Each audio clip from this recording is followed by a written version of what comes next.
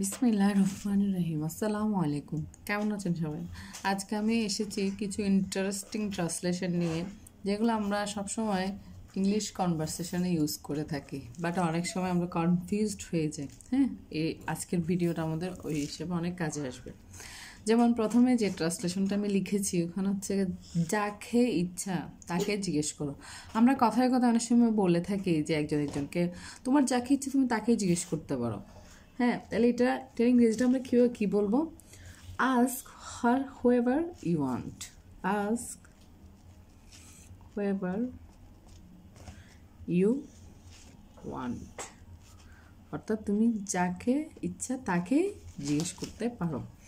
তারপর হচ্ছে যে আমাকে বলো তুমি যা ভাবো। হ্যাঁ, এরকম আমরা বলি একজনের সাথে কথা বলার সময়। তাহলে এটা ইংরেজি কী হবে? Tell me what do you think. অর্থাৎ তুমি যা ভাবছো তা আমাকে বলো, বা যা তোমার মনে আছে সেটা আমাকে জানাতে বলো। তাকে একা থাকতে দাও, এটা আমরা সবসময় বলি আমাকে একটু একা থাকতে দাও, বা তাকে একটু একা থাকতে দাও। তাহলে এটা তাকে যখন বলবো আমরা তখন কী হবে? Let him alone. এগুলো হচ্ছে খুবই সিম্পল কিছু ট্রান্সলেশন, যেগুলো আমরা ইংলিশ কনভারসেশনে ইউজ করে থাকি বা কথায় কথায় বলে থাকি।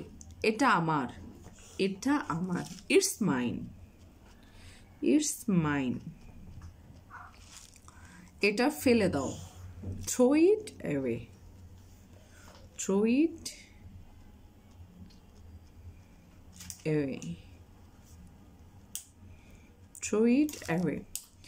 তারপর হচ্ছে যে সে সেখানে ছিল।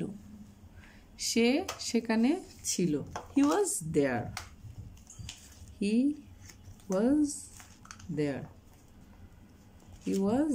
তারপর যে কোনো বই নিয়ে আসো। অনেক সময় বাচ্চাকে বলি আজকে তুমি তোমার পছন্দ অনুযায়ী যে কোনো একটা বই নিয়ে এসো। Bring any books.